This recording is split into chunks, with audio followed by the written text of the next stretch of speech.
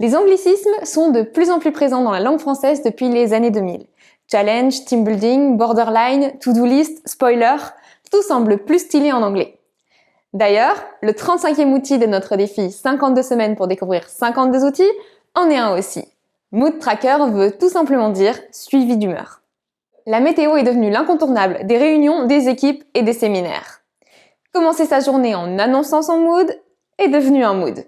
Pourtant, on peut aussi vite avoir fait le tour des formats et s'en lasser. Pour rompre cette lassitude et commencer l'automne avec une bonne dose de créativité, aujourd'hui je vous propose une météo différente, que vous n'avez sûrement encore jamais testée grâce au Mood Tracker. Au départ, le Mood Tracker est un outil solo. Il permet de suivre son mood sur une période spécifique, ressemblant un peu au concept du Year in Pixel, mais en plus court et plus créatif. De nombreux modèles existent et s'appuient à chaque fois sur une thématique différente.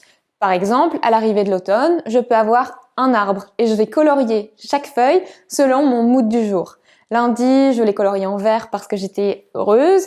Mardi, je vais la colorier en jaune parce que j'étais maussade. Et vendredi, par exemple, en rouge parce que j'étais exténuée. À la fin du mois, j'aurai un visuel complet sur mon arbre et je pourrai voir si j'ai eu plus de feuilles vertes ou plus de feuilles rouges. Le concept reste le même.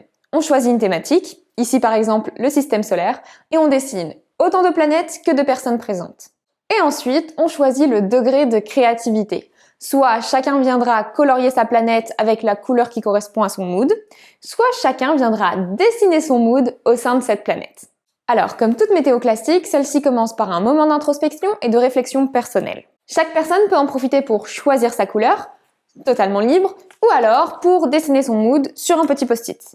Puis, dans un deuxième temps, chacun viendra partager son mood, que ce soit en coloriant sa planète ou en collant son dessin. Et surtout, on rajoute son prénom en dessous.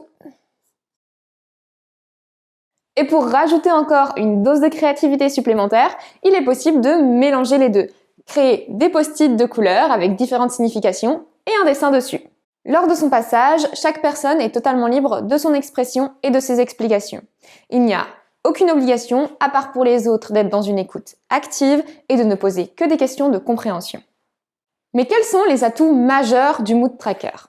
1. Grâce à son aspect créatif, il libère plus aisément la parole, surtout avec le dessin qui donne un aperçu plus transparent et personnel. 2. Il aide le manager à prendre la température de tout le monde, mais aussi de découvrir une nouvelle facette de ses collaborateurs, ou du moins leur prisme ou leur façon de voir les choses.